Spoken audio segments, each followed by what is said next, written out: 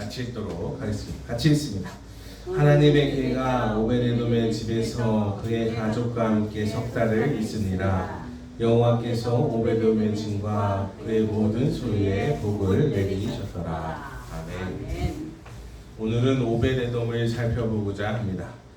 오벳에돔은 하나님의 개가 탈취를 당하고 되찾아올 때에 그때 어부지리로 자기 집에 하나님의 개를 드린 사람입니다.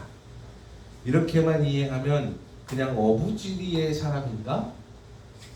라고 생각할 수 있는데 앞뒤 전후를 면밀히 살펴보면 12절 말씀에 다윗이 하나님의 개를 다윗의 성으로 드리지 못했다라고 되어 있습니다. 왜 드리지 못했냐? 10절 말씀에 우사가 하나님의 개를 잡으니 반으로 갈려 죽었다 이렇게 되어 있거든요. 그래서 12절 말씀에 두려워서 가져오지 못했네? 라고 얘기할 수 있습니다. 그때 13절 말씀에 가드 사람 오벳에돔이 자기의 집으로 메어갔다라고 되어 있습니다. 다윗이 하나님의 개를 자기 다윗성에 드리지 못한 이유가 무엇일까? 라고 생각을 해보면 무사가 갈려 죽는 것을 보고 두려웠겠죠. 죽는 장면을 두 눈으로 목도했으니 얼마나 두려웠겠습니까? 뭐 이거 들고 있다고 딱 요거 든다고 뭐 누가 죽겠어요? 그냥 아무나 와서 만져도 안 죽지. 근데 하나님의 개를 딱 잘못 만졌는데 반으로 갈려 죽었으니 얼마나 놀랬겠어요. 그러니까 그걸 봤으니 아이고야 이거 큰일 났네, 저거 잘못 건드렸다가 나도 죽는 거 아니야? 이런 생각에 두려웠겠죠. 그래서 그냥 자기 성으로 들고 가는 걸 포기하고 냅뒀는데 그걸 오베돔이 가져갔습니다. 그러면 오벳에돔은 안 두려웠을까? 과연 이게 어부지리인가? 아마 오벳에돔도 두려웠을 거예요. 그럼에도 불구하고 자기가 자기의 식구들 데려서 아들들 데려서 들고 갔겠죠. 그러니 오벳에돔의 집에 석 달 동안 머물면서 하나님이 그의 집과 그의 모든 소유에 복을 내리셨다라고 얘기가 나오는 거지 세상에 그냥 되는 게 없어요. 그러면 이 무서운 일 이후에 왜 다윗은 어떻게 주님을 데려가려고 했었는데 어떤 준비를 했을까? 6절 말씀에는요 그룹들이 있었다라고 얘기하는 거 보면 천사가 있었다는 얘기예요. 6절 말씀엔 천사들까지도 준비가 됐고 7절 말씀에는 꽤 나름 거룩한 사람들이 수레를 몰았습니다. 하나님의 괴를 들으려고 했다고 하면 나름 거룩한 생활을 하는 사람이 선정이 되었겠죠. 우사도 아마 꽤 하나님 앞에서 정결하게 살았던 사람일 거예요. 그리고 8절 말씀에는 노래하며 무리가 함께 힘껏 뛰느며 찬양하고 비파와 수금, 소고, 제금, 나팔 온갖 연주를 다하며 다윗은 앞에서 온갖 똥꼬쇼를 해가며 즐거워하며 난리를 쳐가며 하나님의 괴를 매가려고 사람들과 다 함께 축제의 현장을 벌여가며 찬양의 향연이 펼쳐지고 있는 그때에 10절 말씀처럼 난리가 나는 거죠. 이거 보면 참 어쩌면 우리네 모습과 똑같다. 우리네 모습과 똑같다. 야, 내가 말이야 예배 준비를 위하여 일주일 전부터 콘티를 준비하고 금요일날 저녁에 애들 모여가지고 찬양 연습시키고 토요일날 그 찬양단과 함께 그 가수들과 함께 리허설도 한번 하고 주일 예배를 위하여 사람들 다 모여서 함께 즐겁게 행복하게 집회를 하는데 당연히 하나님이 받으시겠지. 근데 그 일의 결과가 어땠냐? 10절 말씀처럼 무사가 반갈죽이 나는 일이 벌어졌습니다. 그래서 11절 말씀에 다윗이 무서워했고 12절 말씀에 하나님의 계를 포기한 이런 상황이었던 거죠. 다윗은 자기 나름의 최선과 자기가 할 수 있는 최고의 찬양과 자기가 표현할 수 있는 무리가 내세울 수 있을 만한 최고의 조건값으로 극진히 하나님을 섬기는 모습을 우리가 볼 수 있습니다. 그럼에도 불구하고 다윗이 벌벌 떨 수밖에 없었던 이유가 뭐냐? 10절 하나님의 진노가 임하셨기 때문에. 여기서 드는 생각이 그럼 다윗이 하나님을 사랑하지 않는 사람이었냐? 아니요. 다윗만큼 하나님을 사랑하는 사람이 어디 있었겠어요? 가인과 아벨의 제사처럼 속지 않으시네? 라고 할 정도로 그렇게 형편없는 준비였냐? 아니요. 무진장 준비했을 겁니다. 그래서 가인처럼 아마 내 제사를 감히 받아주지 않아? 하면서 화를 냈겠죠. 하나님이 아벨의 제사는 받으시고 가인의 제사를 받지 않으시자 가인이 분개를 했잖아요. 감히 내 제사를 안 받아? 내가 이렇게 정성스럽게 준비했는데? 그러면 다윗은 11절 말씀에 화났죠. 다윗도 화났어요. 11절 말씀에 화내는 모습을 볼 수 있습니다. 그래서 화가 났는데 자기도 까불다가 죽을까봐 12절 말씀처럼 포기하는 것을 볼 수 있죠. 여러분, 우리 하나님의 주권을 인정하며 살아가야 합니다. 가인도 정성스럽게 준비했고 다윗도 정성스럽게 준비했는데 하나님의 주권은 어디에 있는가? 라는 질문을 던져요.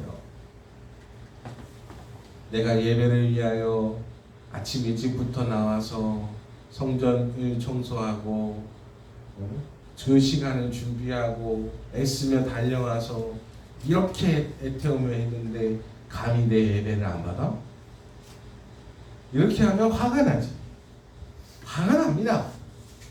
가인도 화를 냈고 다윗도 화를 냈는데 안 받아준다는 게 말이 돼요. 근데 하나님도 거부하실 수 있다는 것을 인정하고 살아가야 돼요.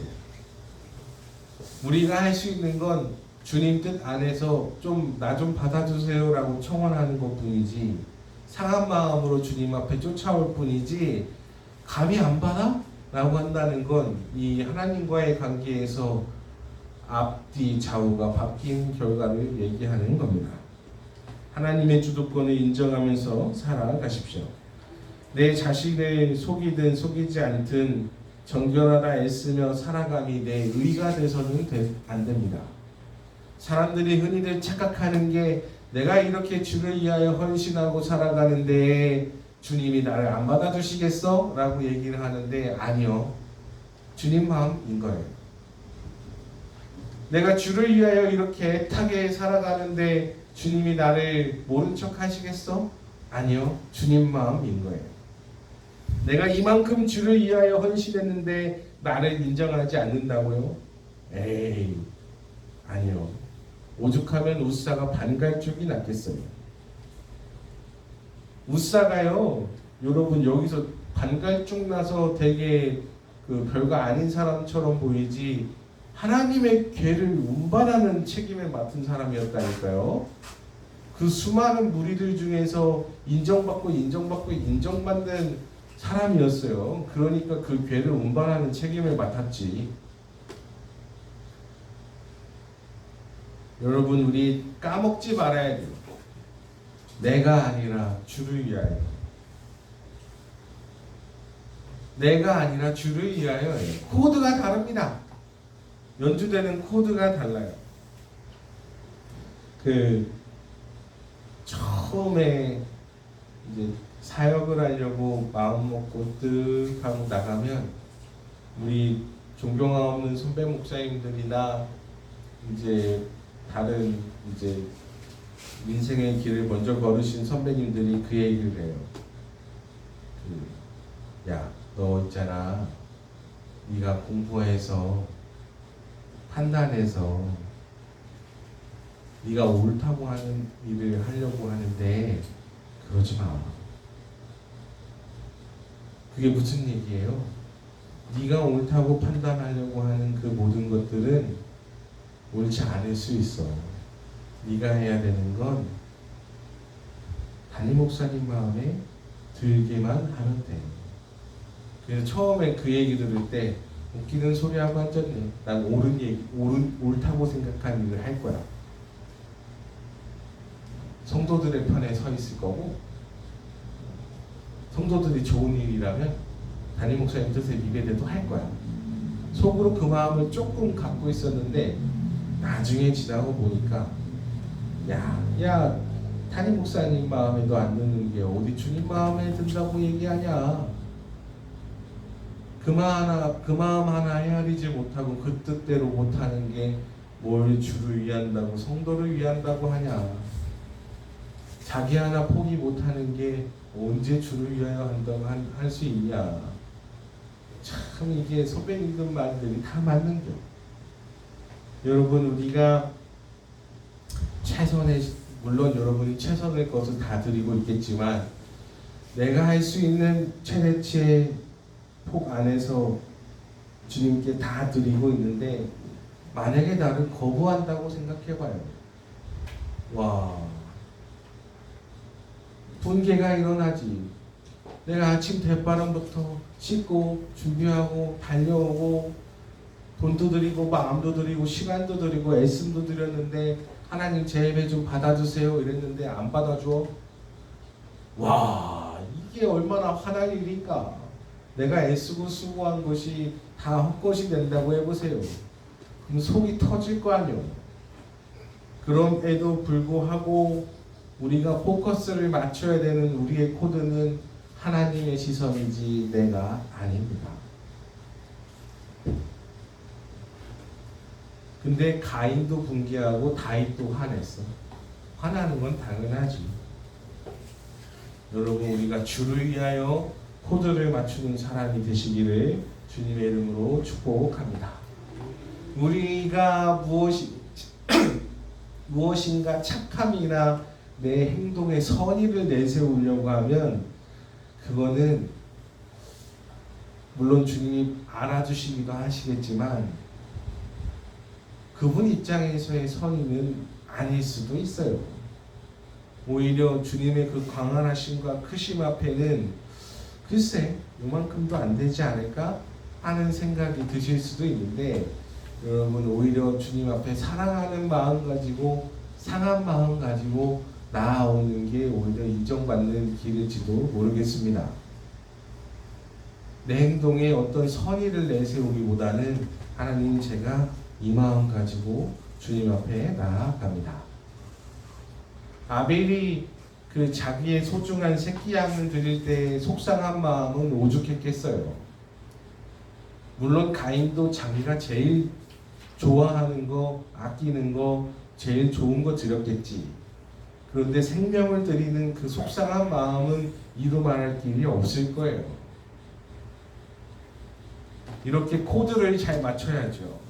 그래서 다윗이 자기가 최고의 것, 최고의 사람들, 제일 좋은 것, 신나는 찬양, 할 수 있는 총동원을 다해서 했지만 하나님이 거절하신 이 사건을 통해 오벳 에돔만 그걸 보고 개이득을 취합니다.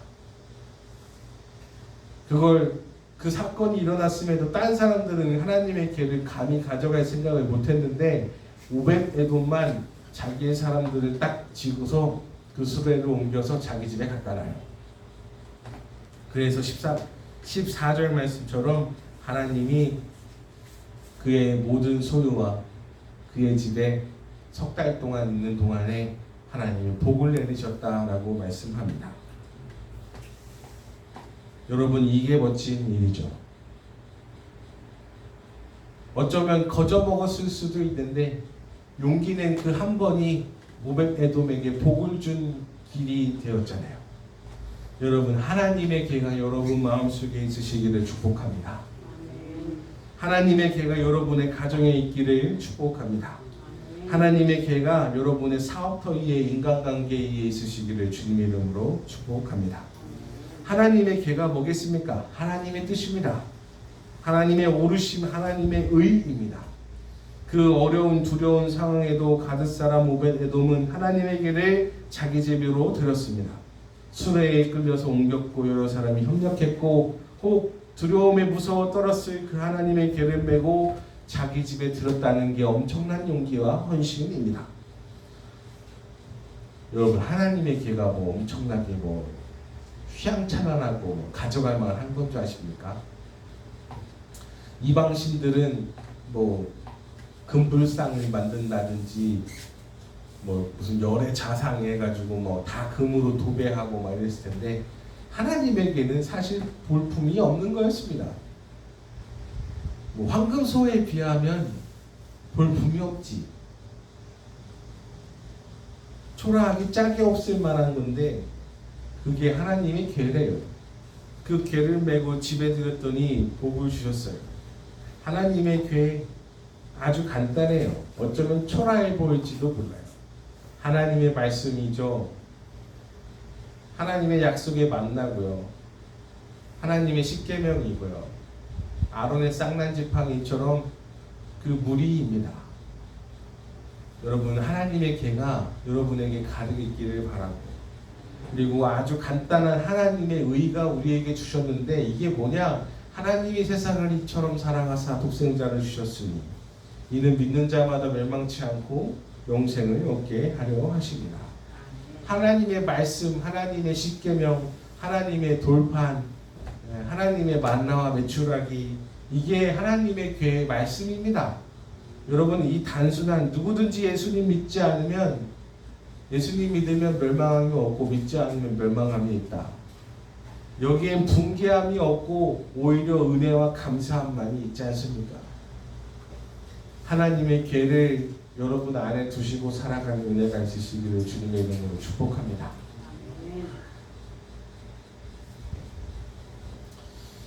어쩌면 눈에 보이는 것 좋아하는 사람들에게는 마치 이단들처럼 생명체 해가지고 자 여기다 이름 써줄게, 얼마 낸 사람은 맨 앞에, 얼마 낸 사람은 맨 뒤에, 이렇게 하면 오히려 사람들이 편안해할지도 몰라요. 근데 우리는 그게 아니잖아요. 여러분, 내 행동과 내 행실과 내가 내세울 수 있을 만한 했다 안 했다 무엇이 아니라 하나님이 나를 예수님 믿어서 옳다 여겨주신다. 이 믿음 가지고 우리가 살아가는 겁니다. 이게 바로 우리가 지니고 있어야 할 하나님의 궤예요. 하나님의 궤가 여러분에게 있으므로 오벳에돔에게 복이 임했던 것처럼 여러분에게도 집에도 가정에도 일터에도 사업장에도 학업위에도 하나님의 복이 임하시기를 주님의 이름으로 축복합니다. 기도하겠습니다. 하나님 아버지, 감사합니다.